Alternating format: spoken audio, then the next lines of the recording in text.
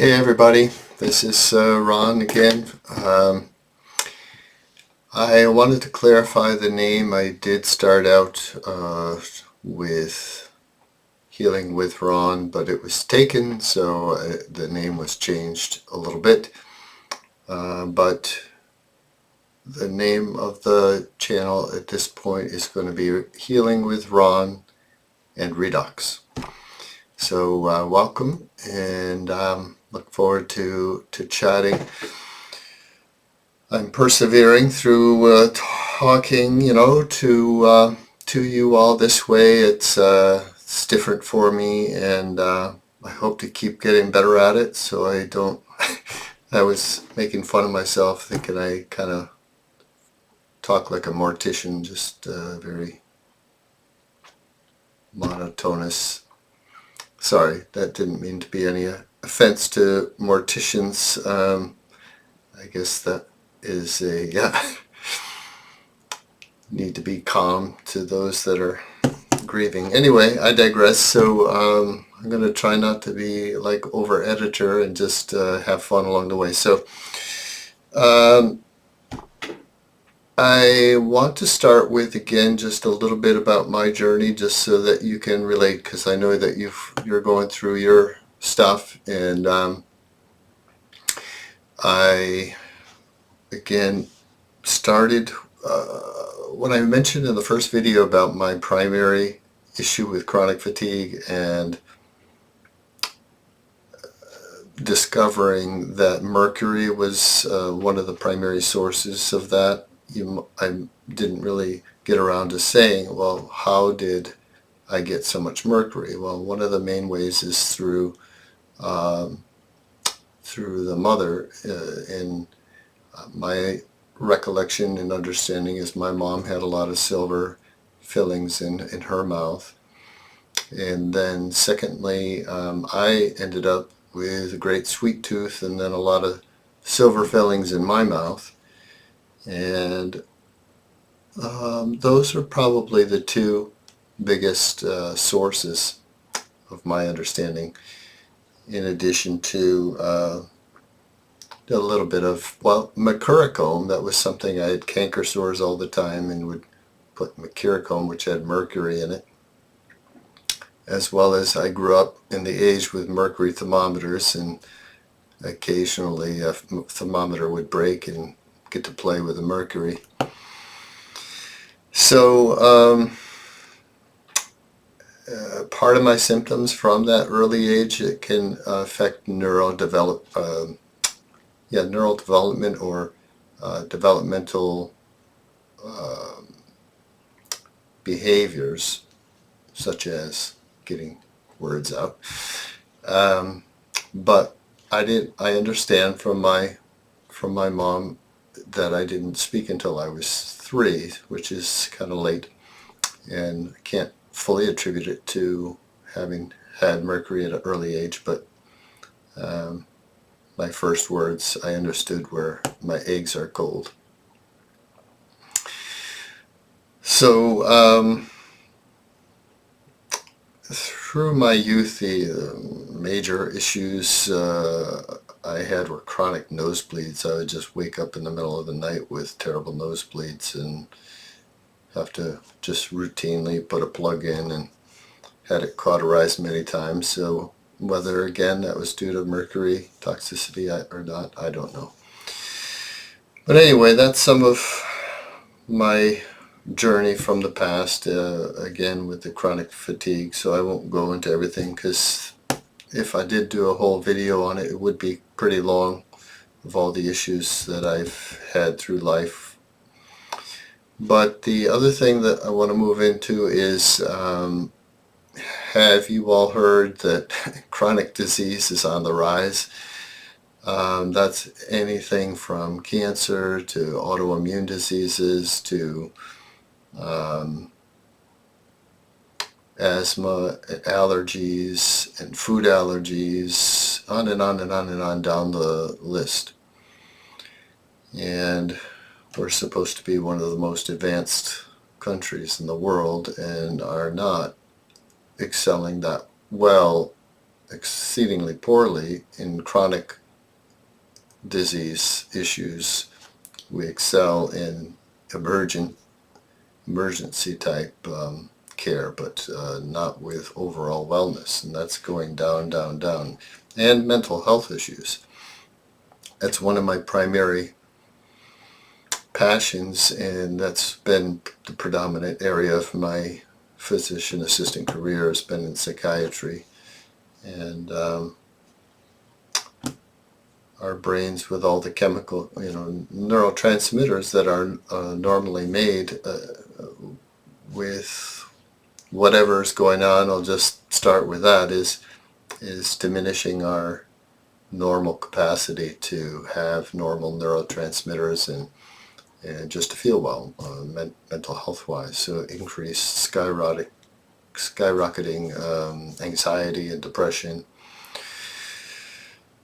And unfortunately, I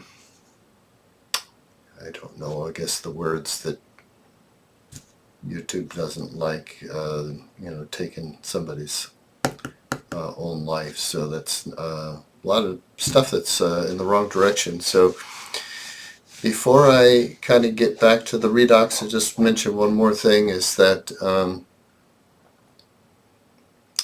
the amount of chemicals. So for me, particularly mercury is an issue, but not only me, but all of us, I think, in our country have been exposed to, I understand, thousands and 10,000, new chemicals in the past of 100 plus years. And one of them that comes to mind is glyphosate, which is Roundup, which is in much of our food from pesticide, trying to gain better crop yield. And that's extremely harmful to our guts. And so not only is the body trying to get rid of these chemicals and the liver having to filter them out and the liver being overburdened from all that, but they also affect our microbiome, the bacteria in our gut, causing bad bacteria to thrive and good bacteria to be harmed and to be diminished. And good bacteria produce good chemicals that are signaling molecules, short chain fatty acids, and they signal healing pathways. And bad bacteria exhibit neurotoxins, various toxins that are inflammatory. And the inflammation that occurs and lack of benefits from short-chain fatty acids is that you've probably heard of leaky gut syndrome. So our guts leak the contents of undigested foods that aren't ready to be absorbed and become an autoimmune nightmare where sirens are going off for the immune system, having to handle things that it's not ready to take care of. So, and those toxins that the bad bacteria make get into the bloodstream easily, and so anyway, I feel like kind of blabbering all over it, but it's the issue is that there's so many different things that make up the reasons, and it's not any just one thing. And I don't like necessarily when somebody just gets on a hobby horse of one thing, but there's many reasons for the increase in chronic disease. So, and to try to keep it at a reasonable length, back to the redox. One of the along the way, when it came out in 2007, so ASEA Redox is a supplement that I've been taking for 2 years, and it's benefited my health, as I mentioned in the first video, with off of all prescription medications. including thyroid and blood pressure and allergy. So the supplement was discovered and came out in 2007. Well, it was manufactured for purchase in 2007, I believe. Then studies have been done over the past past couple of decades, understanding why redox is so beneficial. But many I know want to know, well, okay, with this supplement particularly, is there evidence of benefit? So in 2017, a study came out called Tourette. The initial gene study showed ASEA redox affected important signaling pathway genes. I guess that's the subtitle, or that's the title, but done by an independent laboratory named Tourette Labs. And they discovered 5 genes that were upregulated by anywhere from 21% up to 31%. So call it on average of all those 5 genes around 25% upregulation. And each of these genes were looked at affecting pathways of cellular health and healing. And it's almost too much it's very much too much to take in all at once. So one of the genes that's upregulated with 15 pathways that affects, one of those pathways that it affects, that it enhances, is the NRF2 pathway. And I want to just kind of give an overview of the NRF2 pathway, of the things that tends to affect. So 1, 2, 3, 4, 5, 6, 7, 8, 9, 10, about 10 areas. Number 1, it enhances enzymes that promote detoxification. I'll just hit them briefly. Number 2 is enhances antioxidant production, including glutathione, and SOD, which I mentioned before, is superoxide dismutase. Number 3, anabolic metabolism. So that's building up of the body that builds muscle, etc. Signaling pathways, promotes improved signaling of cells one to another. I'm just being very generic because it produces each of these pathways that are very specific. And cell proliferation, so you've heard of stem cells, so it helps to guide cellular proliferation and to communicate with, to enhance those cells in the let me be honest, that one that specifically is not as clear to me, but I believe that it's enhancing cellular development in the areas that need it, which many times doesn't occur when cells aren't communicating properly. It enhances the anti-inflammatory system, and again has some reasons as to why that is. Transcription enhances transcription. So the DNA is like the big library of all our books, of all our knowledge of how to be well. And if it just sits there with dust on it, then it's not accessed. But the DNA being accessed with proper communication, transcription is a copy of the book that goes to effect the change that needs to take place. Matrix remodeling is another one. I can just generalize that if something bone needs remodeling when there's different pressures, it gives that resilience to remodel what needs to be either healed or adjusted. Mitochondria biogenesis, that is creation of mitochondria, which are so important to not only our energy that all of the body needs for affecting its function, but also mitochondria create the redox signaling molecules that are so important to producing the cellular healing.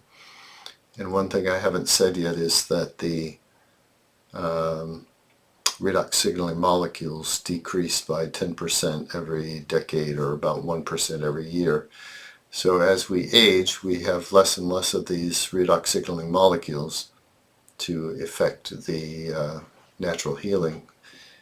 As you know, when we're kids, we just bounce back from a cut or a bump or any kind of thing, generally speaking.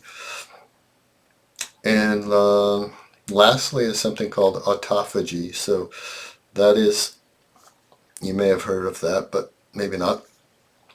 It's the taking out the garbage. Our bodies, are like a big factory, and what needs to be gotten rid of, whether it be predominantly parts that have been used that are now older, or cells that are older that need to be either recycled and some of it used, or killed and eliminated. So autophagy is that process of getting rid of things that, if they just end up storing and building up in our system, are going to add to the decreased efficiency and function of the cells and whatnot. So that's just the NRF2 pathway, which is one of the pathways within one of those DNA areas that are changed, and I look forward to telling you more about other ones. But that one's really a strong one that is highly studied and seen as, it's called the master glutathione is the master antibiotics, but NRF2 is the master anti-inflammatory pathway. So that is, again, reflecting again the benefits of the ASEA Redox, that again comes in a liquid and